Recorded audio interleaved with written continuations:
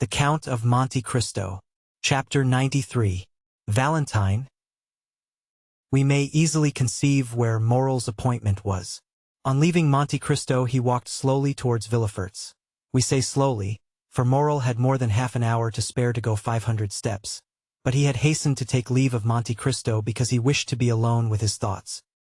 He knew his time well, the hour when Valentine was giving Noirtier his breakfast, and was sure not to be disturbed in the performance of this pious duty.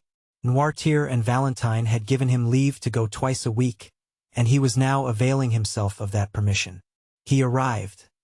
Valentine was expecting him. Uneasy and almost crazed, she seized his hand and led him to her grandfather. This uneasiness, amounting almost to frenzy, arose from the report Morcerf's adventure had made in the world, for the affair at the opera was generally known. No one at Villefort's doubted that a duel would ensue from it. Valentine, with her woman's instinct, guessed that Morrel would be Monte Cristo's second, and from the young man's well-known courage and his great affection for the Count, she feared that he would not content himself with the passive part assigned to him. We may easily understand how eagerly the particulars were asked for, given, and received, and Morrel could read an indescribable joy in the eyes of his beloved, when she knew that the termination of this affair was as happy as it was unexpected. "Now," said Valentine, motioning to Morrel to sit down near her grandfather, while she took her seat on his footstool. "Now let us talk about our own affairs. You know, Maximilian, grandpapa once thought of leaving this house, and taking an apartment away from M. de Villefort's." "Yes," said Maximilian. "I recollect the project, of which I highly approved." "Well," said Valentine, "you may approve again, for grandpapa is again thinking of it." "Bravo," said Maximilian. "And do you know," said Valentine, "what reason grandpapa gives for leaving this house?" Noirtier looked at Valentine to impose silence, but she did not notice him. Her looks, her eyes, her smile were all for Morrel. "Oh, whatever may be M. Noirtier's reason," answered Morrel, "I can readily believe it to be a good one."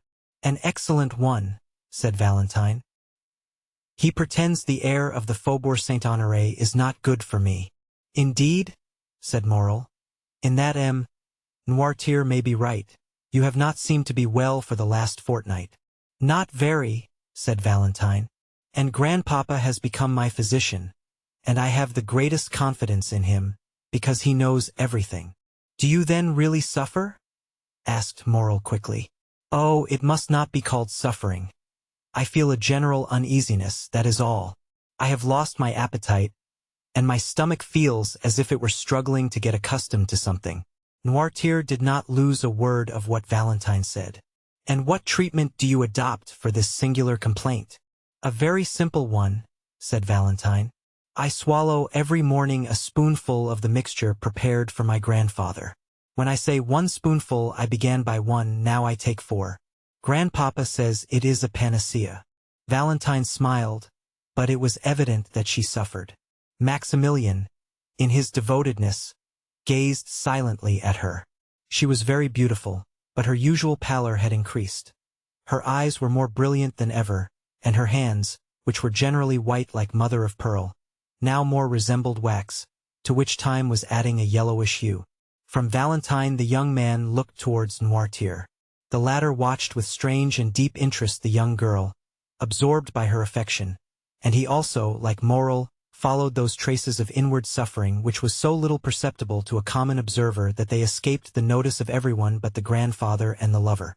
"But," said Morrel, "I thought this mixture, of which you now take 4 spoonfuls, was prepared for M. Noirtier?" "I know it is very bitter," said Valentine. "So bitter that all I drink afterwards appears to have the same taste." Noirtier looked inquiringly at his granddaughter. "Yes, grandpapa," said Valentine. "It is so. Just now, before I came down to you, I drank a glass of sugared water. I left half because it seemed so bitter." Noirtier turned pale, and made a sign that he wished to speak. Valentine rose to fetch the dictionary. Noirtier watched her with evident anguish. In fact, the blood was rushing to the young girl's head already.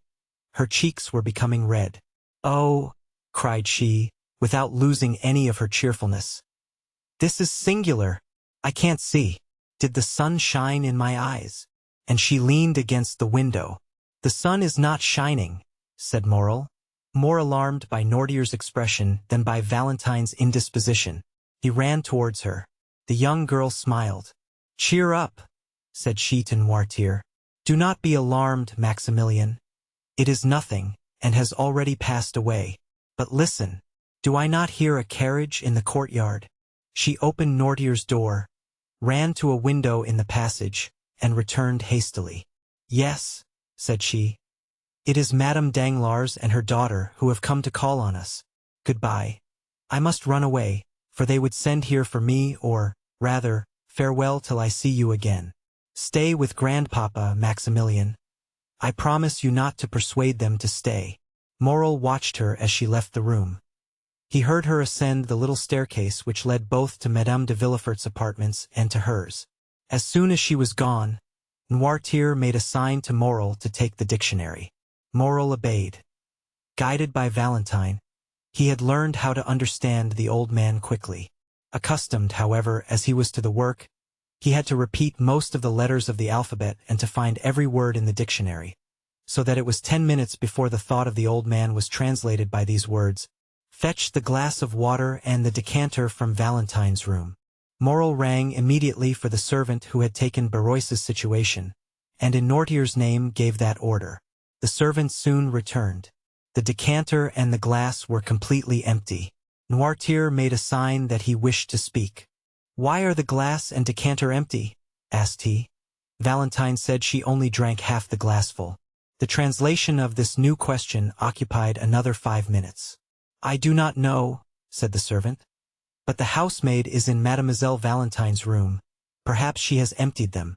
"Ask her," said Morel, translating Noirtier's thought this time by his look. The servant went out, but returned almost immediately. "Mademoiselle Valentine passed through the room to go to Madame de Villefort's," said he. "And in passing, as she was thirsty, she drank what remained in the glass. As for the decanter, Master Edward had emptied that to make a pond for his ducks." Noirtier raised his eyes to heaven, as a gambler does who stakes his all on one stroke. From that moment the old man's eyes were fixed on the door, and did not quit it. It was indeed Madame Danglars and her daughter whom Valentine had seen. They had been ushered into Madame de Villefort's room, who had said she would receive them there. That is why Valentine passed through her room, which was on a level with Valentine's, and only separated from it by Edward's. The two ladies entered the drawing-room with that sort of official stiffness which preludes a formal communication. Among worldly people manner is contagious. Madame de Villefort received them with equal solemnity. Valentine entered at this moment, and the formalities were resumed. "My dear friend," said the Baroness, while the two young people were shaking hands, "I and Eugenie are come to be the first to announce to you the approaching marriage of my daughter with Prince Cavalcanti." Danglars kept up the title of Prince. The popular banker found that it answered better than Count. "Allow me to present you my sincere congratulations," replied Madame de Villefort. "Prince Cavalcanti appears to be a young man of rare qualities." "Listen," said the Baroness, smiling. "Speaking to you as a friend, I can say that the prince does not yet appear all he will be. He has about him a little of that foreign manner by which French persons recognize, at first sight, the Italian or German nobleman. Besides, he gives evidence of great kindness of disposition, much keenness of wit, and as to suitability, M. Danglars assures me that his fortune is majestic. That is his word." "And then," said Eugenie, while turning over the leaves of Madame de Villefort's album, "add that you have taken a great fancy to the young man." "And," said Madame de Villefort, "I need not ask you if you share that fancy." "I?" replied Eugenie with her usual candor. "Oh, not the least in the world, madame. My wish was not to confine myself to domestic cares, or the caprices of any man, but to be an artist, and consequently free in heart, in person, and in thought." Eugenie pronounced these words with so firm a tone that the color mounted to Valentine's cheeks. The timid girl could not understand that vigorous nature which appeared to have none of the timidities of woman.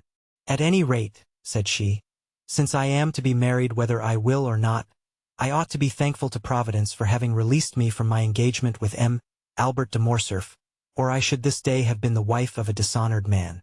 It is true, said the Baroness, with that strange simplicity sometimes met with among fashionable ladies, and of which plebeian intercourse can never entirely deprive them.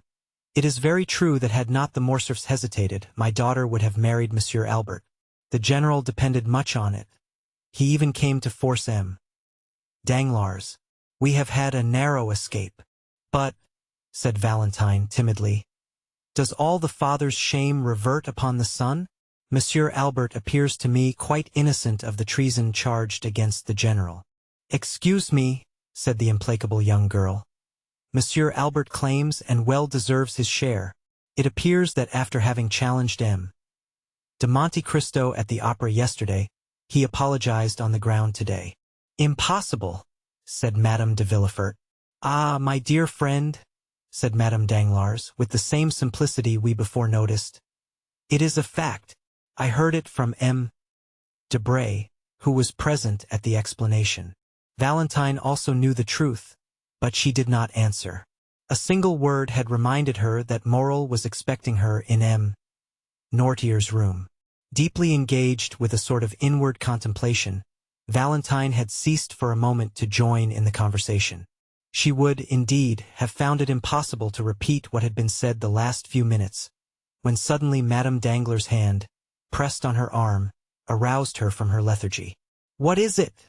said she, starting at Madame Danglars' touch as she would have done from an electric shock. "It is, my dear Valentine," said the Baroness, "that you are doubtless suffering." "I?" said the young girl, passing her hand across her burning forehead. "Yes, look at yourself in that glass. You have turned pale and then red successively, 3 or 4 times in 1 minute." "Indeed," cried Eugenie, "you are very pale." "Oh, do not be alarmed. I have been so for many days." Artless as she was, the young girl knew that this was an opportunity to leave, and besides, Madame de Villefort came to her assistance. "Retire, Valentine," said she. "You are really suffering, and these ladies will excuse you. Drink a glass of pure water, it will restore you." Valentine kissed Eugenie, bowed to Madame Danglars, who had already risen to take her leave, and went out. "That poor child," said Madame de Villefort when Valentine was gone. "She makes me very uneasy, and I should not be astonished if she had some serious illness." Meanwhile, Valentine, in a sort of excitement which she could not quite understand, had crossed Edward's room without noticing some trick of the child, and through her own had reached the little staircase. She was within 3 steps of the bottom. She already heard Morel's voice, when suddenly a cloud passed over her eyes. Her stiffened foot missed the step. Her hands had no power to hold the baluster, and falling against the wall she lost her balance wholly and toppled to the floor. Morel bounded to the door, opened it, and found Valentine stretched out at the bottom of the stairs. Quick as a flash, he raised her in his arms and placed her in a chair. Valentine opened her eyes. "Oh, what a clumsy thing I am," said she with feverish volubility. "I don't know my way. I forgot there were 3 more steps before the landing." "You have hurt yourself, perhaps," said Morel. "What can I do for you, Valentine?" Valentine looked around her. She saw the deepest terror depicted in Noirtier's eyes. "Don't worry, dear grandpapa," said she, endeavoring to smile. "It is nothing. It is nothing. I was giddy, that is all." "Another attack of giddiness?" said Morel, clasping his hands. "Oh, attend to it, Valentine, I entreat you." "But no," said Valentine. "No, I tell you it is all past, and it was nothing. Now, let me tell you some news. Eugenie is to be married in a week, and in 3 days there is to be a grand feast, a betrothal festival. We are all invited, my father, Madame de Villefort, and I, at least I understood it so. When will it be our turn to think of these things? Oh, Valentine, you who have so much influence over your grandpapa, try to make him answer, soon."